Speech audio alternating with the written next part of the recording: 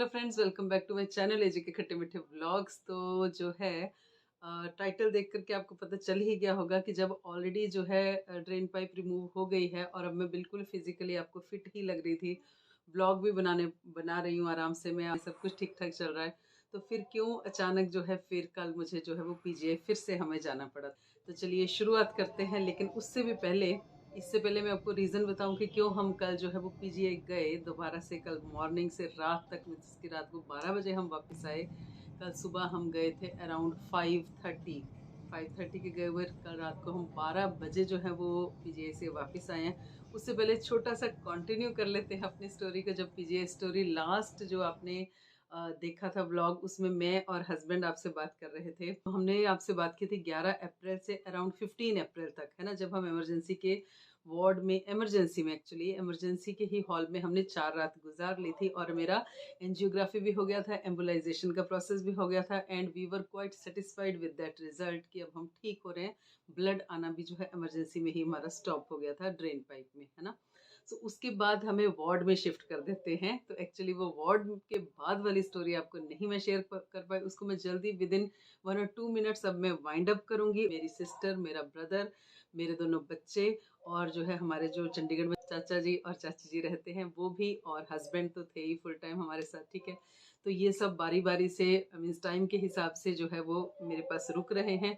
Ward में आने के बाद एक्चुअली हमारा कोई ट्रीटमेंट नहीं हुआ, वो हुआ कि भाई इन्फेक्शन ना हो फर्दर, ब्लड का जो है फर्दर रिसाव ना हो वहाँ से, और फिर नॉर्मल जो ड्रिप्स लगती रही इन्फेक्शन को रोकने के लिए, इंजेक्शंस लगते रहे, कैनुला इधर से उधर, इधर से उधर, 3-3 4-4 जगह बदलते रहे, ठीक है।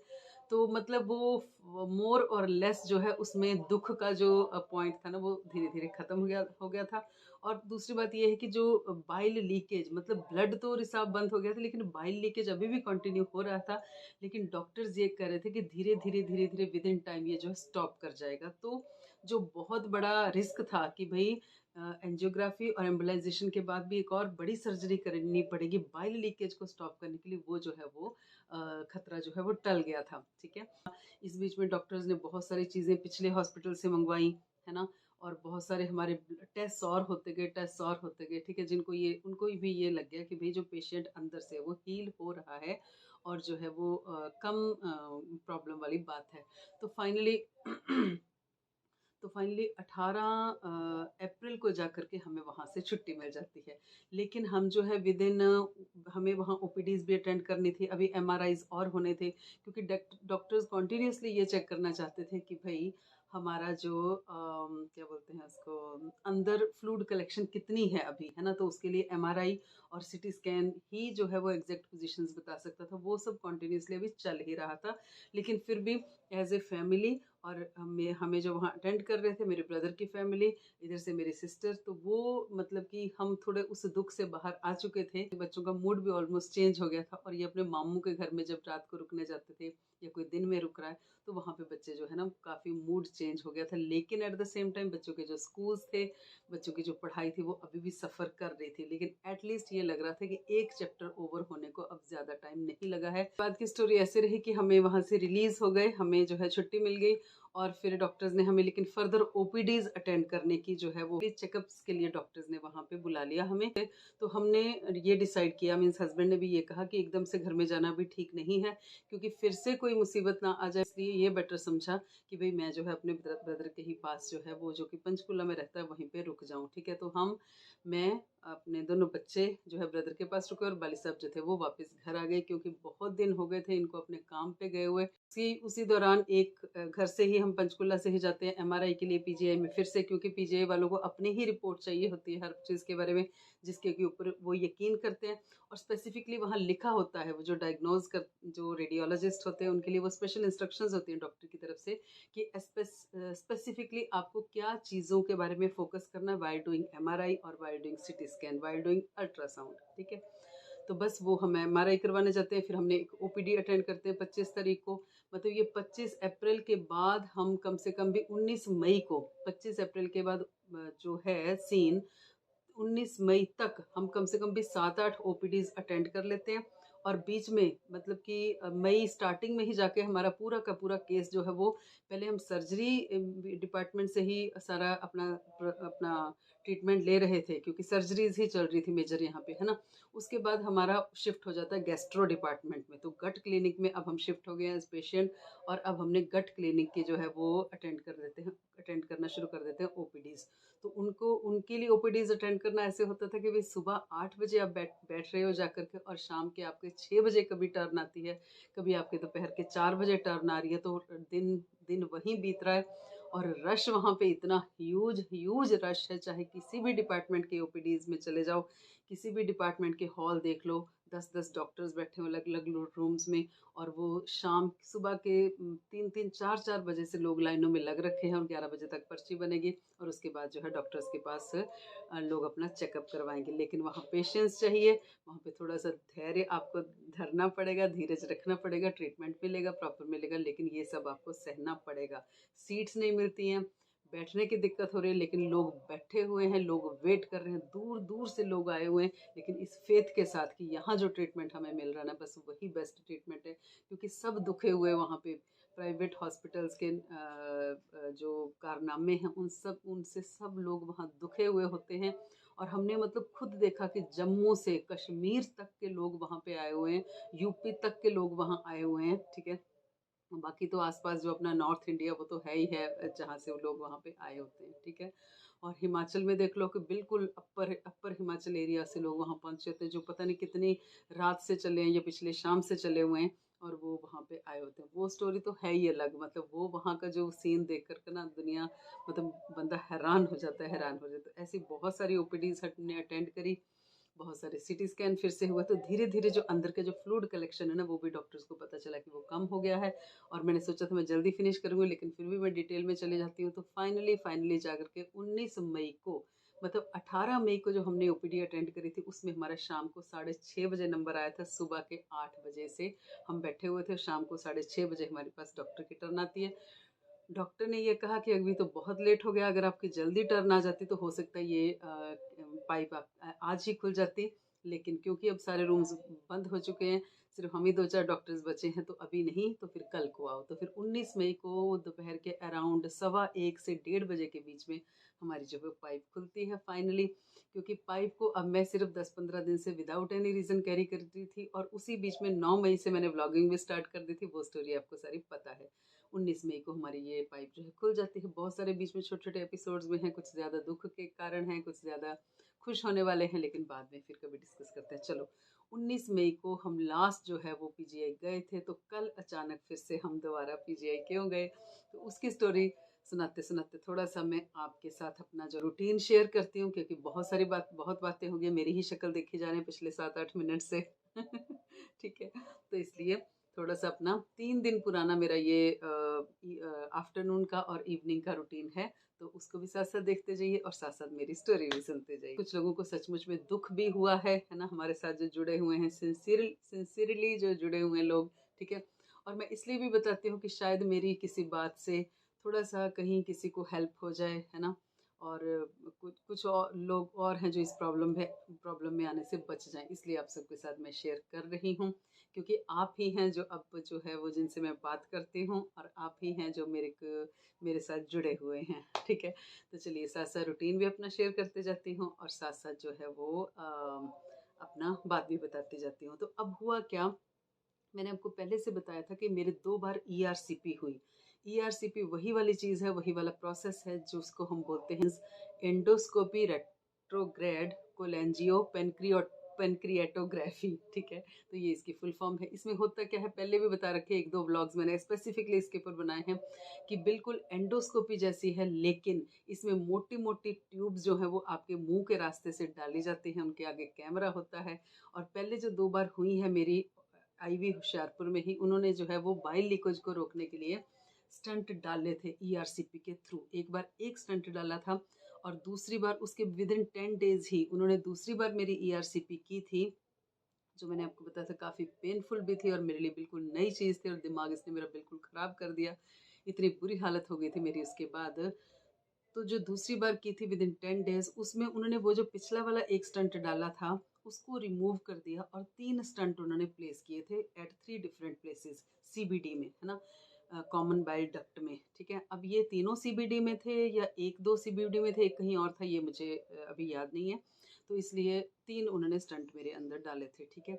अब ये क्या था, हमें उन अभी पीजीआई में जाकर के ये बात समझ आई कि इन स्टंट को रिमूव भी करना है, ठीक है।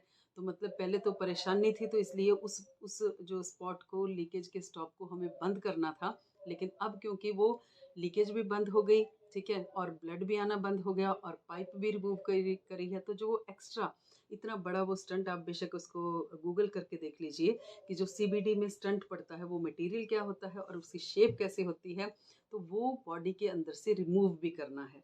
अब वो उसका एक टाइम होता है, वो आपके जब स्टंट प्लेस हुआ है ना, स्टंट प्लेस होने के आई थिंक 6 वीक्स के बाद उसको रिमूव करते हैं, ठीक है।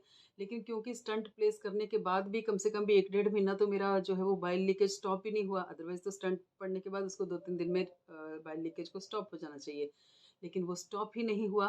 तो अब हमने 6 वीक्स का हम कब से लगाए, जब से कि मेरी जो है वो बाइल लीकेज थोड़ा मेरा कम हो गया, तब से डॉक्टर्स ने 6 वीक्स लगाए कि विद इन दैट 6 वीक्स आपके जो स्टंट वो रिमूव होने हैं, ठीक है।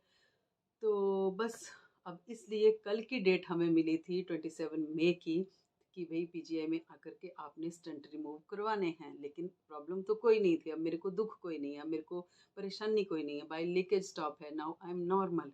लेकिन परेशानी एक ही थी कि मुझे फिर से वहाँ पे ईआरसीपी करवानी पड़ेगी, वही वाली चीज़ जो मैंने आपको बताया, मुंह के अंदर से ट्यूब्स डालते हैं और 10-15 मिनट के लिए आपकी बहुत ज़ोर ज़ोर से चीखें निकलती हैं, क्योंकि आपके अंदर जो है वो मोटी मोटी ट्यूब जो है घूम रही हैं और वो स्टंट को लेकर के वहाँ से आएंगी, है ना। मतलब आप ऐसा समझ लीजिए कि कोई मैग्नेट अंदर जा रहा है, वो किसी चीज़ को चिपका के बाहर लेके आएगा, ठीक है।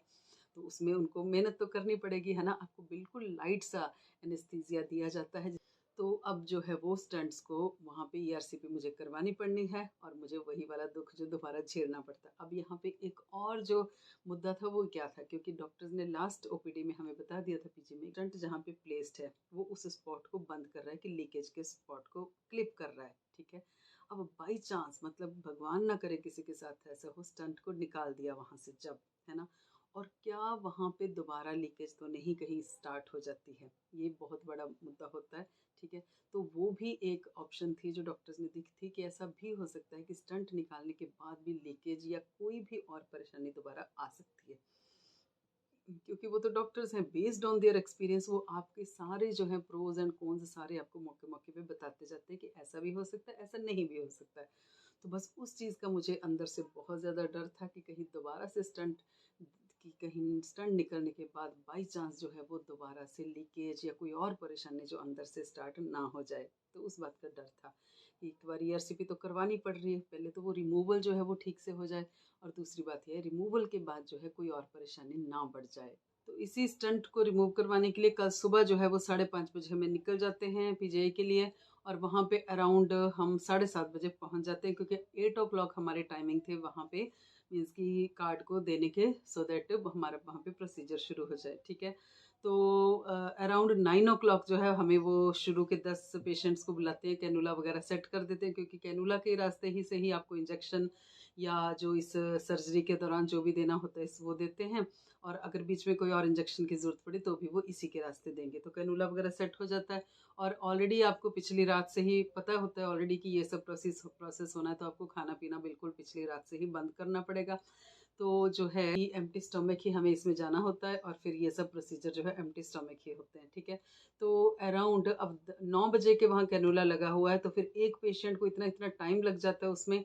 और क्या होता है कि आपकी बारी, तो आप तो नॉर्मल हो, घर से गए हो, लेकिन वहाँ और डिपार्टमेंट से, कोई सर्जरी डिपार्टमेंट से, कोई कहीं और डिपार्टमेंट से जो है वो लोग आ जाते हैं, और जो ऑलरेडी एडमिटेड हैं, मतलब जैसे हम ऑलरेडी एडमिटेड थे ना, ठीक है, उस बीच में हम वहाँ कभी अल्ट्रासाउंड या एमआरआई करवाने जाते थे, ऐसे जो पीजीआई में ऑलरेडी इमरजेंसी में या कहीं और एडमिटेड है लोग, वो भी आ जाते हैं, डॉक्टर्स उनको भेज देते हैं कि ईआरसीपी करवा के आओ।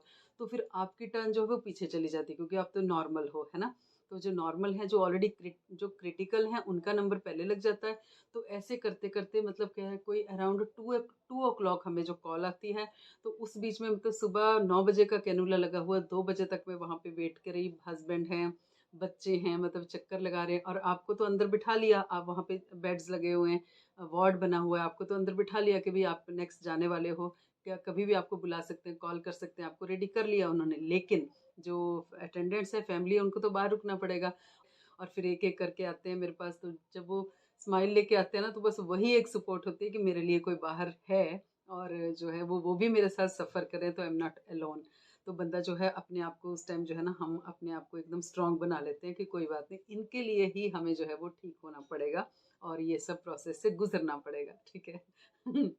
तो मैंने एक बात देखी कि एज़ ए फैमिली हम चारों जो ना ज़्यादा स्ट्रॉन्ग हुए हैं। ये सब 3 साढ़े 3 महीने के ऑर्डियल से गुज़रने के बाद ना एज़ ए फैमिली हमारा बॉन्ड ज़्यादा स्ट्रॉन्ग हुआ है। स्ट्रॉन्ग तो पहले भी था, लेकिन इमोशनली हम लोग ज़्यादा अटैच्ड हुए हैं। इसके बाद बच्चे ज़्यादा केयर करने लगे हैं। एक-एक मिनट, एक-एक पल की केयर करते हैं। मुझे भी उनके इमोशंस की फ़िक्र रहती है और बाली साहब तो हैं ही हमारी सबकी केयर करने के लिए, सबकी चिंता करने के लिए, है ना? तो ये सब है। चलिए, 2 बजे कॉल आती है और अराउंड 2:20 के अराउंड मुझे वो अंदर ले जाते हैं और कोई 2:50 मतलब कम से कम भी 25-30 मिनट के बाद मुझे बाहर निकालते हैं। तो बस वही सब झेलना पड़ता है। सबसे पहले जो कैन्युला में इंजेक्शन देता है, वो बड़ा ही लोकल सा होता है, जिसका कोई कोई मुझे लगता नहीं कि कोई फ़ायदा होता है उस एनेस्थीसिया का, ठीक है? तो क्योंकि सारा प्रोसेस तो यहाँ से चल रहा है, जो कि आपको सारा फ़ील हो रहा है, ठीक है? तो नोज़ में पहले वो सबसे पहले काम वो ये करते हैं कि टू मेक श्योर कि इस सब प्रोसेस में आपको कहीं साँस की दिक्कत ना हो, तो ऑक्सीजन पाइप जो है वो नोज़ में पहले ही लग जाती है। और वही मेरी कोई एक ऐसा चीज़ है, क्योंकि मुँह आपका बंद है, मुँह में पाइपें हैं, उस सब के बाद भी साँस आपको नॉर्मल आता है ना, तो वही रीज़न है कि नोज़ में सबसे पहले ऑक्सीजन पाइप में डाल देते हैं और मुँह में ना एक ऐसा इंस्ट्रूमेंट सा होता है, वो डाल देते हैं, ऐसे होल्स बने होते हैं, तो उससे आपका मुँह ऑलमोस्ट सारा बंद हो जाता है। लेकिन उसके थ्रू ना फिर वो यहाँ से वो आपके पाइप्स डालते हैं, मोटी-मोटी ट्यूब्स डालते हैं, ठीक है? तो बस विदिन नो सेकंड आपको जो है वो नोज़ में पाइप डली, यहाँ पे वो गया, मुँह में छोटा-सा स्प्रे करते हैं और उसके बाद जो है पाइप्स डालते हैं, तो उसी मोमेंट से आपकी ना ज़ोर-ज़ोर से चीखें बजनी शुरू हो जाती हैं। तो ये सब प्रोसेस चलता है कोई 25 मिनट का, है ना? तो मतलब टोटल मिला कर के उठना, एंटर करना, ठीक है? ये सब 25 मिनट का और 20 मिनट रख लो जब आपको एक्चुअल में ये सब अंदर हो रहा है। तो हुआ क्या कि ये सब बाहर थे, ये तीनों बाहर खड़े थे जब मुझे अंदर ले गए और ओटी के अंदर ले गए और ये सब तीनों बाहर खड़े थे, तो 1-2 मिनट के अंदर-अंदर ही इनको मेरी आवाज़ें आनी शुरू हो गई, क्योंकि मैं भी बाकियों की आवाज़ें सुबह से सुन रही थी, है ना? चीखें सबकी सुन रही थी। तो इनको भी जैसे ही अटेंडेंट तो नेचुरली बाहर ही खड़ा होता है ओटी से, है ना? तो ये तीनों भी बाहर खड़े थे। तो इन्होंने बताया कि जाते ही 1 और 2 मिनट्स में ही तुम्हारी चीखें सुननी शुरू हो गई थी। तो आप सोच के देखो कि आपका कोई फैमिली मेंबर अंदर है ओटी में और उसकी लिटरली चीखने की आवाज़ें आपको आ रही हैं, तो जो बाहर खड़े हैं उनकी क्या हालत होती होगी, है ना? तो हस्बैंड ने बोला, वाले साहब ने बोला बच्चों को कि सब ना जो है हनुमान चालीसा का पाठ करते रहेंगे, सो दैट कम से कम जो दर्द हो, तकलीफ, इन सब बातों को बाद में ख्याल आते हैं ना, तो मीन्स लेकर आंसू तो आना नेचुरल है ना? चलिए, तो ये बात हुई, तो मैं हाँ, वो शुरू हो जाता है प्रोसेस। दर्द तभी होती है जब ये मूव कर रहे हैं, कुछ नई चीज़ डाल रहे हैं यहाँ पे, है ना? तो अदरवाइज़ बीच में कोई ऐसे 3-4 मिनट भी आते हैं जब बिल्कुल आप पीसफुल रहते हो, ऐसा नहीं है कि कोई आपको मारने का इंतज़ाम है वहाँ पे, ऐसा भी कुछ नहीं है। लेकिन पेनफुल है, लेकिन नॉट टू दैट एक्सटेंट। और सबसे बड़ी इम्पोर्टेंट बात है कि आपकी साँस में कोई दिक्कत नहीं है, क्योंकि वहाँ आईवी होशियारपुर में मैंने ऐसे भी सीन्स देखे हैं जब मेरे को साँस आने में इतनी ज़्यादा दिक्कत रहती थी, उस सब से तो ये बेटर है। साँस तो कम से कम बिल्कुल स्मूथ चली हुई है, क्योंकि बिल्कुल आपके नोज़ में जो है ऑक्सीजन पाइप लगी हुई है, ठीक है? तो उसमें कोई दिक्कत नहीं है। फिर क्या होता है कि फिर आप ये सोचते हो कि बस ये और 5 मिनट की बात है और 5 मिनट की बात है और उसके बाद मैं यहाँ से निकल जाऊँगी। मतलब बंदा जो है वो प्रेज़ेंट के बारे में नहीं सोच रहा, उस टाइम आप नेक्स्ट 5 मिनट्स के बाद के बारे में सोचते हो, है ना? तो वही चीज़ होती है कि आपको एक रिलीफ़ देती है, आपको एक कंटेंटमेंट देती है वहाँ की कि बस ज़रा-सी और बात है, फिर हम यहाँ से निकल जाएँगे। ये कौन-सा ज़िंदगी भर का दुःख है जो हमें सहना है, लेकिन इसके बाद हम ठीक भी हो जाएँगे, ठीक है? लेकिन भाई मैं क्या बात करूँ, doctors are so efficient, so patient वहाँ पे। मतलब ना मैं मान नहीं सकती, वो गैस्ट्रो डिपार्टमेंट के जो डॉक्टर्स हैं, मतलब मेरे बच्चों को भी, हस्बैंड को भी, अब सबकी शक्लों की पहचान हो गई, मेरी सिस्टर को, ब्रदर को, उनकी शक्लों की पहचान हो गई है।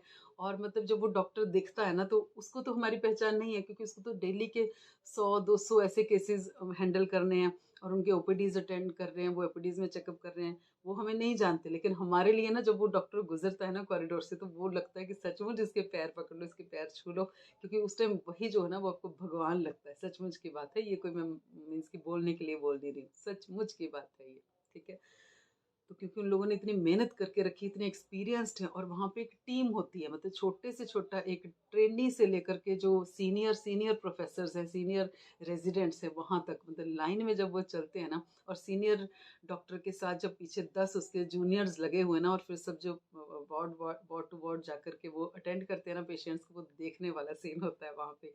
बस जब वो मेरे से यहाँ से निकाल लेते हैं, रिमूव कर देते हैं, प्रोसेस खत्म हो जाता है, फिर मैं आंखें खोलती हूँ वहाँ पे और फिर देखती हूँ कि बहुत सारा ब्लड ना मेरे यहाँ से ना, जो उस ओटी का जो स्ट्रेचर होता है ना वहाँ पे पड़ा हुआ। तो उन्होंने बोला कि वे मेरे साथ कौन है, अटेंडेंट बाहर खड़े हैं, उनको बुलाया, हस्बैंड आए, आदित्य आया अंदर और मेरे को ले गए। क्यों ले गए, क्यों पकड़ के लेके जाना पड़ता है, क्योंकि 2 बार इस बीच में उनको मेरे को यहाँ पे लोकल एनेस्थीसिया देना पड़ता है, जो आपको बड़े माइंड को ना, मतलब बिल्कुल ही 5% के लिए वो आपको थोड़ा सा नम करता है, बॉडी को नम करता है, लेकिन ओनली फॉर 5%। बाकी पूरी मूवमेंट आपको पता चल रही है, सब कुछ आपको होश में हो, लेकिन 5% के लिए हल्की हल्की नींद आती रहती है, गुनगुनी सी नींद आती रहती है आपको, है ना।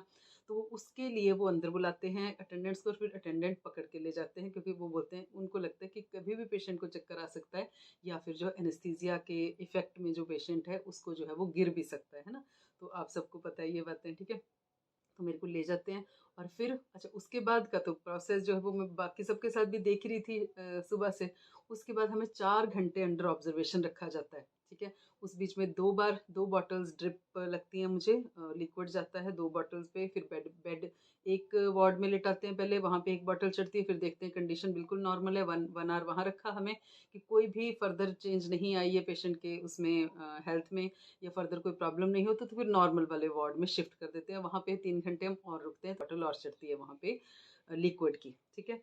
तो अब ये 4 घंटे वाला प्रोसेस है, आप वहाँ बोल नहीं सकते कि भाई हमें जाना है, हम तो ठीक हैं, क्योंकि आओगे आप जाओगे वहाँ अपनी मर्जी से, लेकिन आएंगे हम जो है वो डॉक्टर्स की मर्जी से। जब वो पूरी तरह से तसल्ली कर लेंगे, अपना पूरा प्रोटोकॉल फॉलो करेंगे वो, ठीक है, तब जब सब कुछ उनका रिकॉर्ड कंप्लीट हो जाएगा, आपकी बुकलेट पे भी अपने रिकॉर्ड में भी वो सब कुछ फिट फिट कर लेंगे। वहाँ आप चीखे मारते रहो कि डॉक्टर साहब हमें जाने दो जाने दो, लेकिन वो आपको रिलीज नहीं करेंगे, क्योंकि यही जो है वो बात पीजीआई को पीजीआई बनाता है, ठीक है।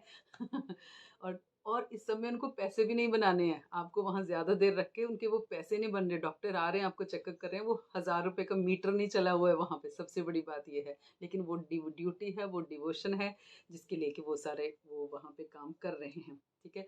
और जो डॉक्टर सुबह 8 बजे से खड़ा हुआ था वहां पे, उसको हमने 1000 चक्कर लगाते देखा। उस पूरे जो एरिया था ईआरसीपी वाले एरिया में 1000 से भी ज्यादा बार वो घूमा होगा। वो अंदर ईआरसीपी में भी कर रहा है, साथ साथ साथ साथ वो पेशेंट्स को वॉच भी रख रहा है, ठीक है। वो रात के 8 बजे तक भी वहीं था, मतलब 12 घंटे तो हमने उसको खड़े देखा वहां पे। अब ये नहीं पता कि हम जब 8 बजे वहां से आ गए तो वो कितना देर और रुका है वहां पे, वी डोंट नो। लेकिन वो वहाँ पे डिवोशन से काम कर रहा है, डिवोशन से काम कर ही रहा है, तो इसीलिए हम डॉक्टर्स को भगवान बोलते हैं। तो बस ऐसा रहा कि फिर मैं मतलब नींद का ही असर रहा ज़्यादा, तो 7 से 8 बजे, फिर 8 बजे डॉक्टर्स आए। सीनियर डॉक्टर ने आकर के पहले देखा कि हाँ जी हाँ आप ठीक हो, ये है वो है, आपको फर्दर क्या करना है।